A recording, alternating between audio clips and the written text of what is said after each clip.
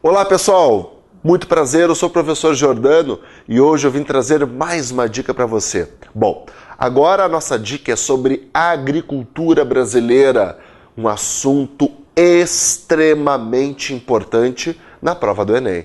É um dos assuntos que mais caem, pessoal, fica antenado. Bom, o que nós vamos falar de agricultura brasileira? Falar de agricultura é também falar um pouco de pecuária, só que além disso é falar do espaço rural brasileiro. O que nós temos que lembrar? Principal característica do nosso espaço rural: a grande concentração de terras que nós temos no Brasil.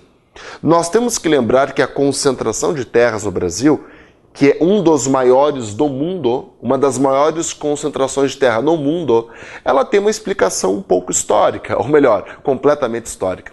Nós podemos pegar como no primeiro momento, nós temos então o Tratado de Tordesilhas, certo? E a criação das capitanias hereditárias, que na verdade muitos estados nordestinos, inclusive, se você é do Nordeste deve saber, muitos estados nordestinos ainda têm uma divisão muito semelhante às capitanias hereditárias, como as capitanias da Baía de Todos os Santos, de Ilhéus, de São Vicente, de Pernambuco, Maranhão e assim por diante. Nós temos que lembrar que no século XIX nós vamos ter a Lei de Terras, que também vai caminhar nessa direção, numa maior concentração de terras. E atualmente no Brasil, essa situação pouco mudou. Qual é uma palavra que é falada a respeito disso? Reforma agrária. Vamos lembrar que a reforma agrária ela está prevista na Constituição brasileira. Porém, este assunto ele não avança no Congresso, no Senado e nenhum dos poderes no Brasil. Por quê? Vamos lembrar que nós temos, de uma certa forma, uma indisposição de muitos políticos em tratar esse assunto. Vamos associar, faz 50 anos agora, em 2014, do golpe militar no Brasil. O João Goulart, o vulgo Jango, ele propôs a reforma agrária no Brasil. Bom, o que aconteceu com ele? Foi acusado de comunista e obviamente que saiu do poder. Vamos lembrar então, está sim na Constituição esse assunto, mas pouco é tratado.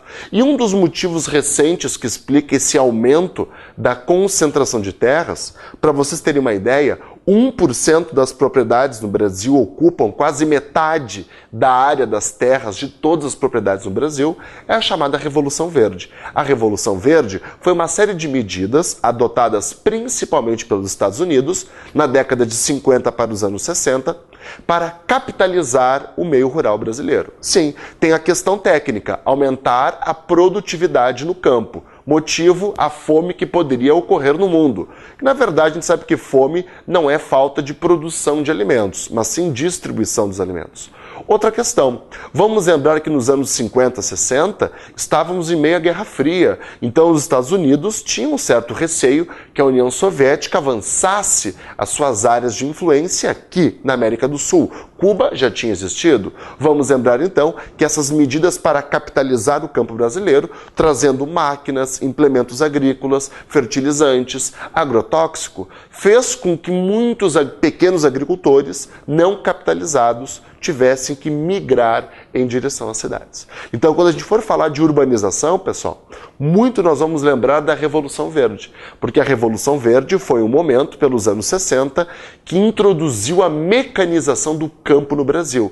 Claro que hoje o agronegócio no Brasil representa 40% do PIB, mas ela trouxe ainda mais essa concentração de terras. E vamos lembrar, quais são os principais produtos dessa agricultura brasileira? Em especial a soja. Temos soja, laranja, cana-de-açúcar, café e assim por diante. Mas temos que lembrar que a soja é o nosso principal produto da nossa agricultura. E vamos lembrar que o nosso principal mercado externo é a China. Tanto é que grande parte da produção de soja no Brasil é escoada em direção à China. Certo, pessoal? Essa foi uma outra grande dica para o Enem, ok? A gente se vê. Até lá!